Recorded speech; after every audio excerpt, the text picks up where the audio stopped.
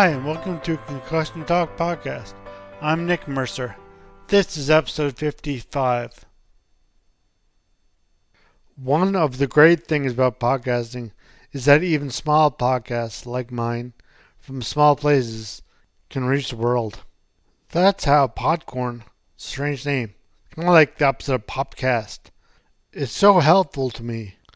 Via Podcorn, I can find advertisers that I wouldn't find another way, who want to sponsor Concussion Talk podcast, knowing that no matter where I am, their message will get out to the world. Podcorn is a marketplace connecting podcasters to amazing podcast sponsorship opportunities. There's no middleman, so podcasts of any size can browse and choose opportunities and set their own rates.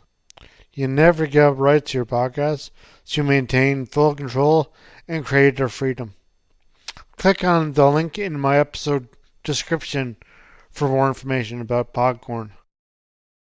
Okay, great. Thank you. I'm on now with Allie and Felicia. I'm gonna definitely mess it up for some time. I'm gonna say Alicia for sure. And but these two women are we're just started their organization. Keep your head up, and I'll get them to talk more about that. And the general reason I asked them is because that's the first I saw this grow from basically the ground up. I guess you, one or both of you or your nascent organization followed me on Instagram, so I kind of watched this progress. Not watched the whole thing progress, but watch enough of it. So, but to a point now that you are hoping to start your own organization, keep your head up organization about concussions. So I will get, first of all, Allie or Felicia. I hope I get that good to introduce yourself. So let's start with Allie. Introduce yourselves and talk about what your background, how you got started on this. So my concussion happened 7 years ago, just before I was about to graduate high school. I was playing rugby, and it just happened during a game when I was tackled, and it appeared to be a mild concussion, but then it ended up taking me quite a long time to be able to go back to school. Like, it was close to a year, and it's kind of affected me ever since. And I've learned a lot about what it's like to have a brain injury and what supports are available. And I was always planning on going into school to study health sciences, but when my injury happened, it really brought my interest towards brain injury. And so I've been studying at the University of Waterloo, taking health sciences, and I'm just wrapping up my last term now. And so it's kind of been those two things that have brought me to a point where I have started getting involved in concussion awareness and concussion support. And Felicia and I will talk more about what we're up to later. Great. Thanks. Felicia? Okay, so I got my concussion in December of 2011. I was hit from behind into the boards while playing ringette. And sorry, in high school or university? Or? Yeah, sorry, it was in high school, yeah. Okay. So same with Allie. I took some time off of school, took like later course loads. It was not fun, but was able to get through high school and then made it into university. Went to University of Waterloo, where I studied public health. I actually went into the field because I was so passionate about making a difference within the concussion community because of how the injury affected me, and I wanted to make a difference for others suffering. So I'm so passionate about it. Again, that's why I said I studied. So I went into the field, and I graduated. Took me 5 years, but I graduated in April, and I'm ready to make a difference in the community. That's great. That's because one of the things that actually the reason I asked you as one to do on the podcast is I was interested that just like the two of you are. I mean, I'm not saying I'm not old, but I'm older than you two, and I'm very older than you. But you guys are both young and passionate about this injury and this condition that can really will disrupt your thought or what you think is your course of life. But how did that affect your high school and your first 2 years or your whole time at university? How did having a brain injury and concussion really change what you thought you'd be doing? Yeah, I'll start. Yeah, it definitely changed a lot of things. Like I said, I took more time for university, which was no problem at all. It was great, but I made accommodations. I got accommodations where needed. Like I said, again in high school, I took the lighter course And loads. what accommodations did you were there, are there could you get? Um, so I was registered with like the uh, University of Waterloo like accessibility services. So that's where you're able to like have more time if needed for like exams, and you write them in like a more quiet room, so you're not as Okay. uh, pardon me. Not, Sorry. sorry, so that you're not as stimulated. Yeah, you're not as stimulated. Yeah, it's not in like where everyone else writes, and it was a lot. It was very accommodating for how I was feeling.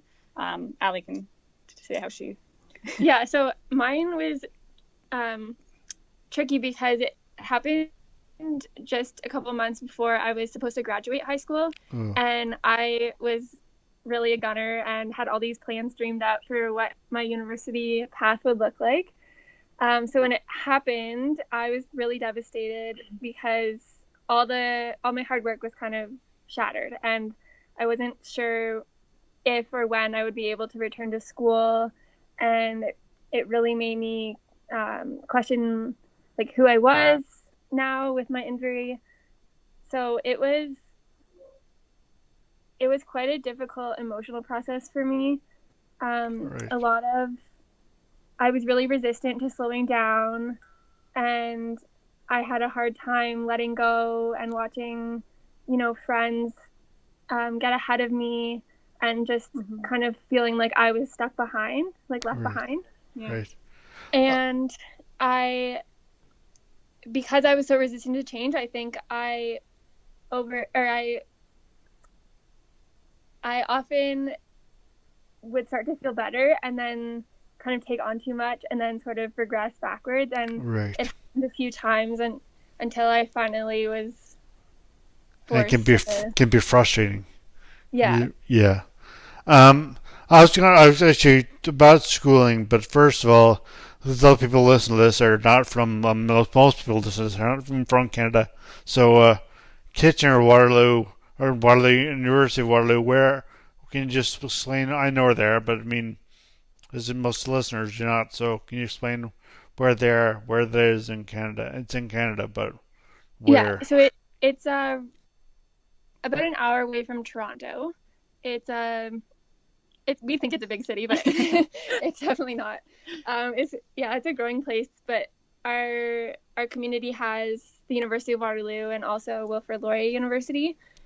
So it's a Right. big student town, and Okay. there's lots of Actually, my one of one of my best friends who is actually Kinger, if you can hear me, which you hopefully you can, because now I'm talking about Buddy Kinger. He lives in Kitchener, Waterloo, Kitchener with his wife and 3 kids at an Oh. engineering company there. He's the guy I bike across Canada with, and Gogi as well, but Gogi's not in Kitchener. But and shout out to Rob and Tivo, who I've been talking to today too, but that's another point. Anyway, yeah, so Kitchener is where Kinger, my buddy Kinger, my bike trip guys, lives. And also, I was going to ask you this. You both went into public health sciences and public health, is that right? yeah. Yes. And what is the difference between those two? And also, were they your original? And I know you said Felicia, you said your intention was to do health sciences. Is that right? Or wrong? Allie, that was Allie, right? Anyway, either way, Yeah. um, so was your intention always doing the health sciences or public health the whole time you were in high school, or has that changed? Or and also, what do you learn in the university at those in those disciplines that really you think is helpful for your organization, your soon to be organization? All right. So I didn't really know what I wanted to do in high school. Wasn't sure at all. And then in grade 10 is when I had my injury. And then this opportunity kind of got sprung upon, not opportunity, but I mean, like Yeah. Well, it is an opportunity. yeah, so I said, oh my goodness, like I'm going to use this maybe as a positive and say, I'm going to go into the field of public health because it's affected me for so long. And I want to make the difference for people so that they can have kind of a different recovery than I've had, in maybe more of a positive light. Allie's health sciences, she can maybe touch on that, but public health is more the social science, and health science, you can Yeah, take it so away. if you think of health on a spectrum of like more policy on one end and like the real biology and chemistry on the other, Felicia's program lies a little bit closer to the policy end of things, where mine lies a little bit closer to the sciences, but we both took a mix of everything. Yeah. So we actually took some courses together, which was fun. Did you know each other in high school? Were you Yes, we friends? did. You went to the same high school? Or Yes, did you know the, okay. We went to this high school. We were a year apart, and we knew each other, but we weren't really friends until I think my injury happened, and I kind of reached out to Felicia because I knew that she had already been through it. And when it became obvious that mine wasn't just a typical, like 2-week recovery concussion, I reached out to Felicia because I knew she was the only person that would understand. And our friendship started there, and we've just leaned on each other ever since. That's great. So how did you decide that you guys wanted to create an organization between you two about concussions or about anything? So we actually, it was probably one of the first things that we talked about when we started hanging out and supporting each other.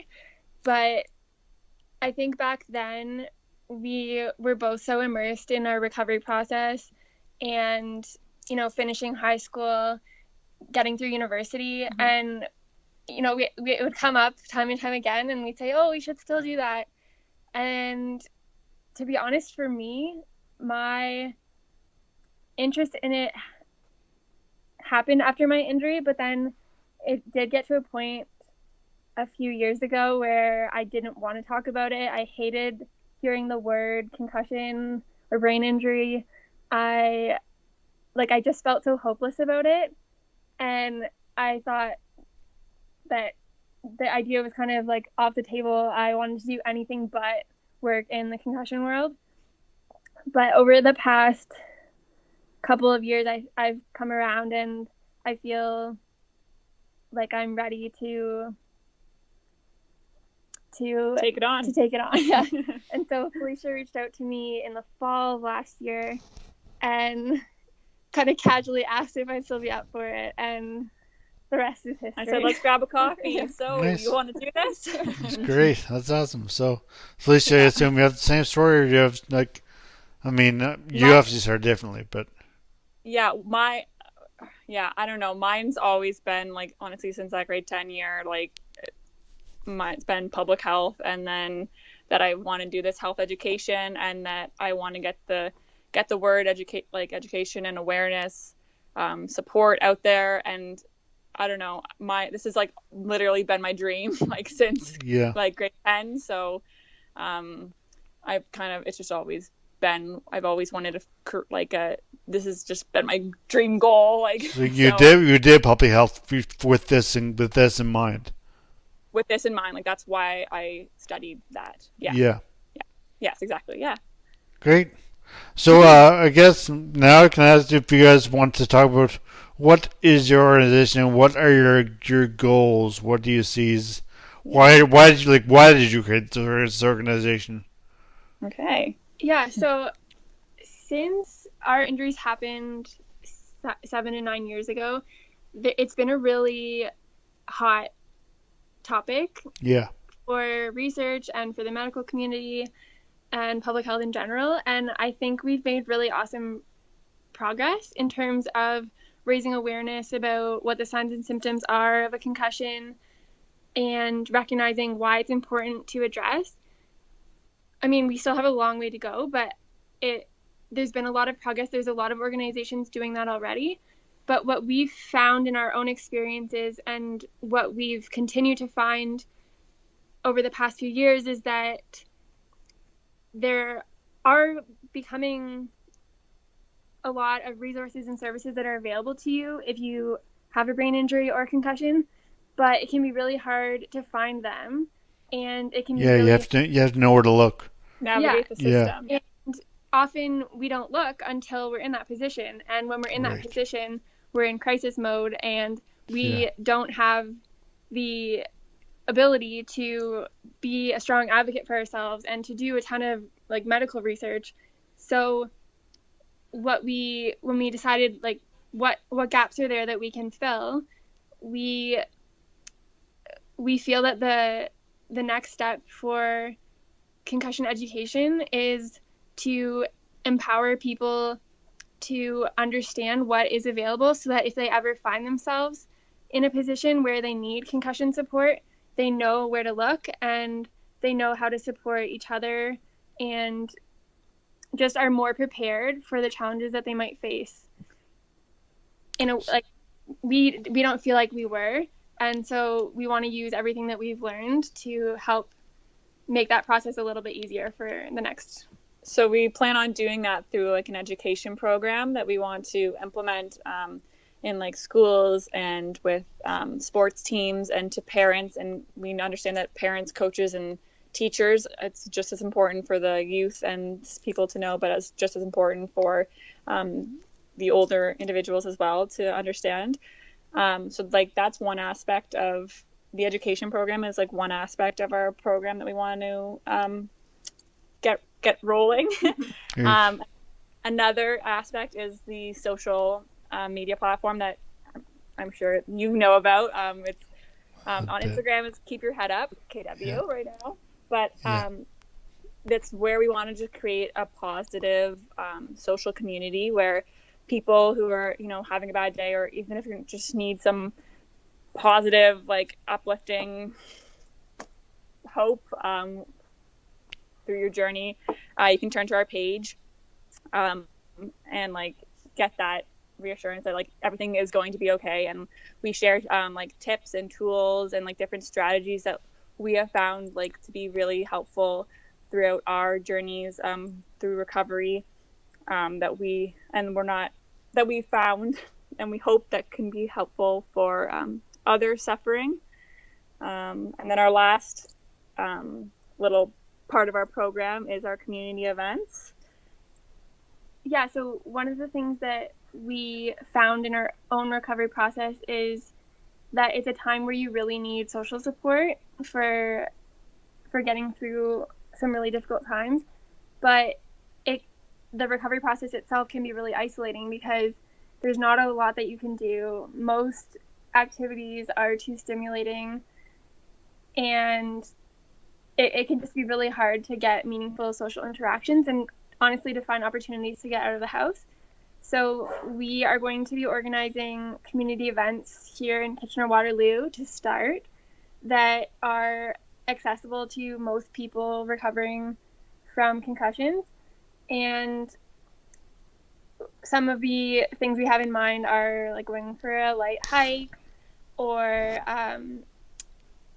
doing a baking class, or perhaps taking one of my yoga classes, which we'll talk more about later. Yeah. But these events will mostly just be to really create a sense of community among people going through similar struggles, but it doesn't necessarily have to be an activity where we're talking about our concussions the entire time, but it will be a safe space to do that if someone feels like they need to. So is the focus of your organization mostly going to be raising awareness and education, or is it going to be support, or is it just a mix of whatever you think is most needed in that situation?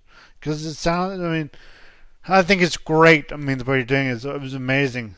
And it sounds like the your focus, your target audience is are the people who are not injured, who have not experienced a concussion or brain injury yet, and those are I know would have been very hard to. I know I was.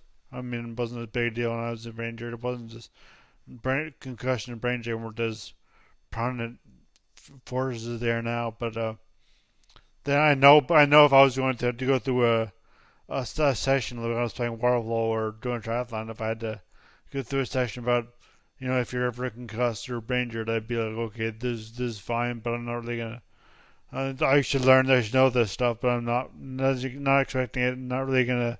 If I was to hand out forms, I'd be just put them in the locker somewhere and forget of them. So, do you guys have a plan for how you're going to really just want to make people know, like, to take in what you're saying? And I know, I guess a good way to do that is also through events, as you're saying. Is that so? You're gonna have events that are not necessarily for brain injured people or for people for only brain injured and concussed people, but also for the general public who need to know this stuff, and who need to pay attention to this stuff more than the people who are in that situation. Because, well, as you said, once you're in that situation, then your mind is not when you're injured, your mind is not focused on that. Your mind is focused on surviving Right. and just organizing yourself. So, Sorry, sorry. go ahead, Felicia. Or, So our education program would be focused on, pardon me, would be focused, sorry, would be, no, sorry, would be focused on educating those who like may have been concussed, may not be concussed, but just targeting like general education and awareness For everyone. for everyone. Just going Yeah. into schools, sports teams, those who may get concussed. But our community events would be those who are injured and who are like suffering from brain injuries. Oh, Our okay. online support can be anybody who ever wants to follow us, learn more. Like, even if you don't have a brain injury and just want some positive inspiration, like, I'm sure you can read our, for example, Wisdom Wednesdays Yeah. and like get something positive I out know of that. those are great. Yeah. So yeah, I don't know if that answered the question. Our goal I know Brandon was the question was rambling, so I wouldn't Sorry, no, answering. No, like my question was off. Who knows where it was going? But our goal with all of it is to inform as many people as possible, so that when an individual is affected by concussion, either they themselves know or someone in their circle knows what they need to do and knows how to support them. And we feel that through the education program, we can start to increase that sense of awareness among the general population. Yeah. And then we also want our social media platform to sort of start to spread those ideas as well. And then our community events will just sort of be one of the many different services or activities that we would recommend to people who come seeking our support if they find themselves yeah. with. Yeah, no, I think that's great. That's excellent. And I mean, that's like raising awareness online and wherever you can. So like I think it's great. Is all you can do really until we really realize that we have to know this stuff before we have to know about concussion and brain injury. Not say prevention, but treatment and what you should do. And we have to know that before we actually brain injury and concuss. But humans don't, they don't want to, necessarily pay attention to that until it's needed, really, and Too late, and that's you think it's needed, and it's needed now. But if you're not immediately affected personally, but I think a great way to, like I said, is your events, your hikes, and your I don't know what else you can do except for I know Allie, right? It is Allie Felicia who's doing the You'll Love Your Brain yoga training this summer. Allie. Allie? Yeah. And Yeah, you want to talk about that? Do you teach yoga now? Yeah, so I did my yoga teacher training last fall, and it was actually for totally personal reasons. I wanted to learn how to keep using yoga to kind of rehabilitate my body and continue reaping the benefits that it was having on my mental health. And I didn't actually have any intention of going on to teach, but my yoga teacher training process ended up being a really really healing method for me to sort of get through some of those mental health challenges that I was having from my concussion. And while I was doing it, I started thinking like, man, I really wish there was some sort of yoga program for people with concussions, so I didn't have to figure this all out myself. And I started doing some research, and I came across Love Your Brain, and I was blown away because someone had already gathered all the evidence and figured out a way to do it safely, which were both things that would be important to me if I were to take something like that on. And so as soon as I graduated my yoga teacher training, I applied, and I'm heading there at the end of this month.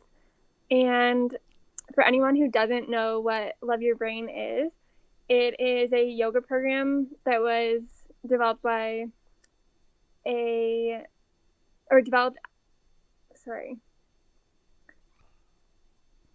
it's an organization that came from an Olympic snowboarder who had a severe brain injury and found meditation and yoga to be really healing for him. And so this 6-week yoga series was born for people recovering from brain injuries or concussions and their caregivers as well. And it's free to those people who are using it.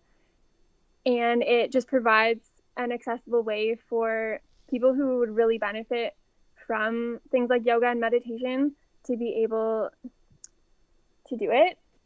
Right. And I was really excited about it because at the time, Felicia and I weren't doing this. And I thought it would be a really great way to give back and start supporting people who are going through journeys that are very similar to what I have been through. And the fun thing about teaching a yoga class is that there's opportunities for you to sort of weave through your own experiences and your own wisdom when you create a meditation experience. And so I thought it'd be a really cool way for me to offer what I've learned to others. And yeah, so we're going to be bringing that in as part of Keep Your Head Up. It is just coming to our region this summer, and I'll be getting involved with that. Okay. But yeah, I'll have more details once I'm just you do the course. Yeah. Yeah.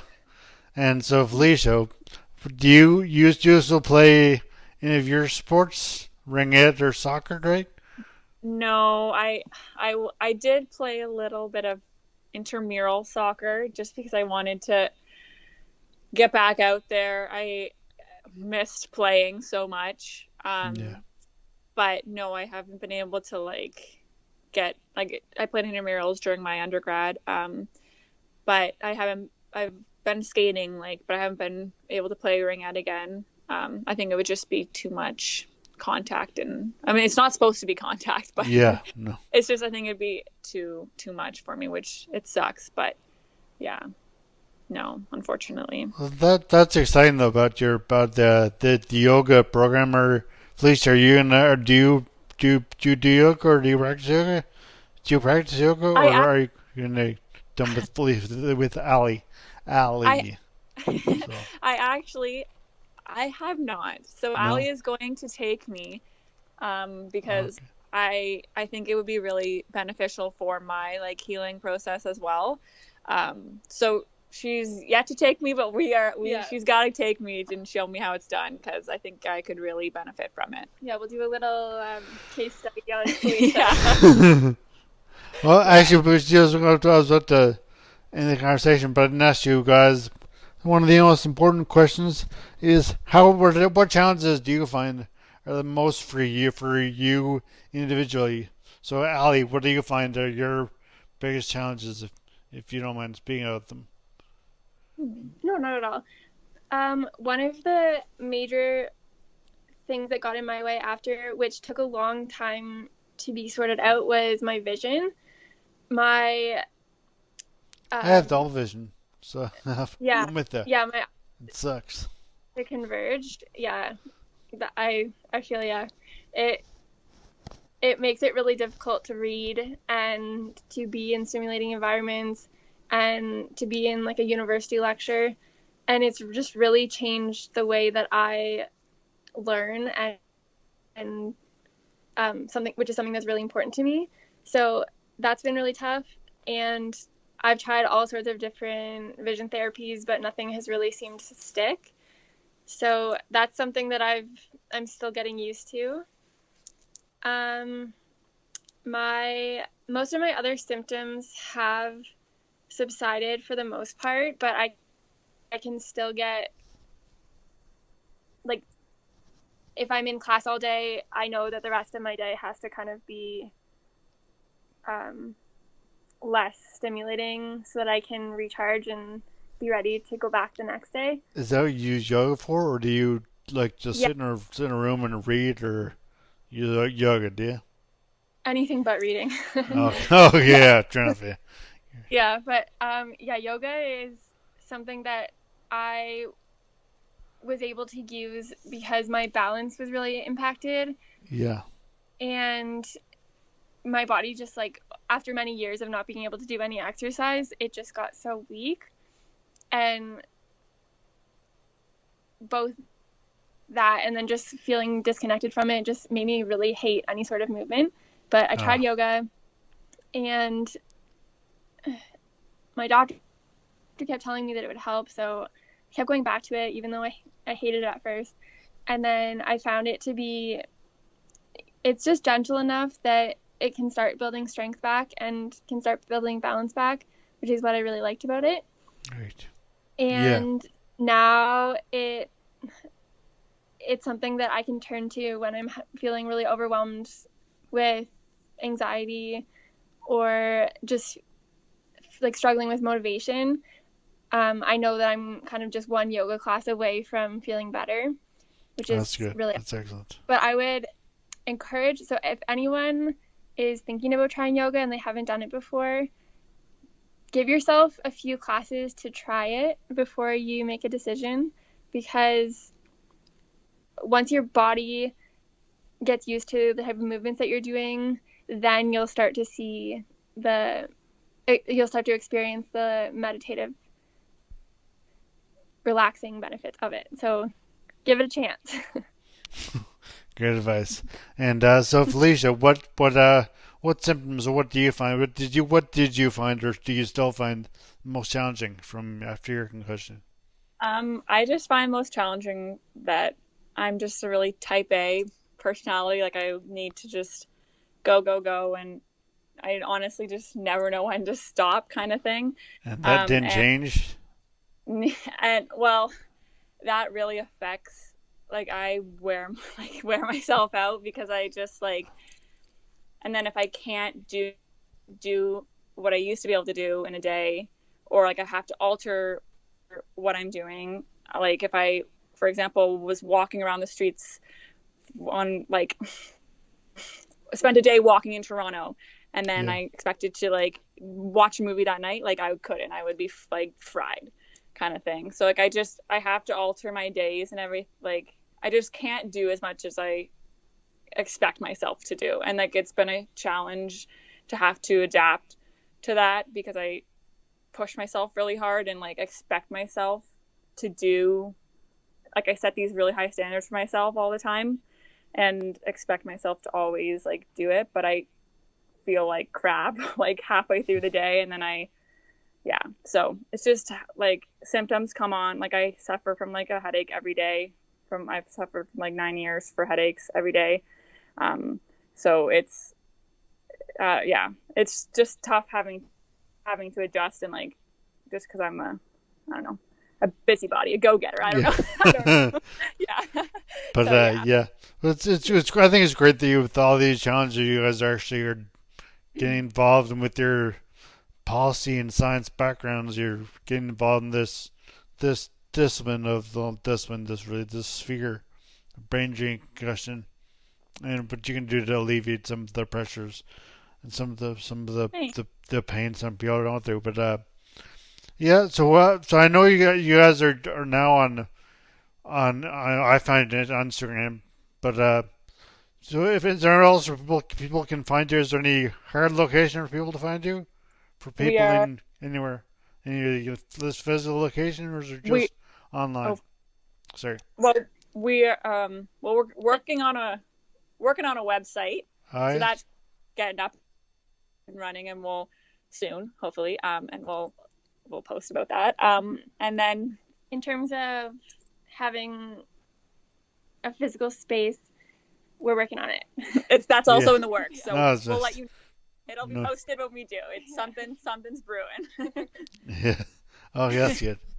Yeah. So right now, for right now, for anybody who wants to reach out and find anyone in Kitchener, Waterloo, or anywhere around who's going to be there this summer, say, when Allie you're back from Vancouver and you're teaching yoga and when you're doing your walks, Hmm. um, where can people find out more about you online? I know if I found you on Instagram, how can they find you there or on anywhere else? Yeah, the best way to reach us right now is through our Instagram and our email. We have our email listed on our bio. Our Instagram is at Keep Your Head Up KW, and our website should be up and running in the next couple of weeks, which we will post on our Instagram. And it should be keep your head up. Hopefully, keepyourheadup.com. Something. We're hoping for that one. Yeah, So, go for that. yeah. Yeah, it's just yeah. Well, thanks so much. And I mean, is there anything else you'd like to add that I skipped over that I forgot to mention or ask you about that you would like to bring up? No, I think that's great. I think we Yeah. covered it all. Okay, well, thank you so much for being part of this podcast, and I really hope people in southwestern Ontario or Kitchener Waterloo especially reach out and find you guys and finding go to Allie, go to your yoga classes when they're available, Yeah. and good luck Thank with your schooling first of the school year now, and so Allie, you have to do exams, right? So it's you. I'm wishing luck for schooling, right? Or Felicia? Who am I Allie. wishing luck for schooling? Allie. Oh, Allie? Okay, well, Allie. good luck. And Thank Felicia, thank you, Thanks for having and us. thank you so much. Hmm. Thank you all for listening. And please remember that you can find more podcasts, my blogs, and my ebook at concussiontalk.com. Concussion Talk podcast is presented by HeadCheck Health. HeadCheck Health bridges the gaps in concussion care through simple, powerful technology. Join organizations like the Canadian Football League, Track Factory Racing, the Canadian Junior Hockey League, Eastern Washington University, and Volleyball Canada, who rely on HeadCheck Health to improve communication and optimize care. Visit headcheckhealth.com for more. Music at the beginning of this podcast is by Ben Sound. www.bensound.com.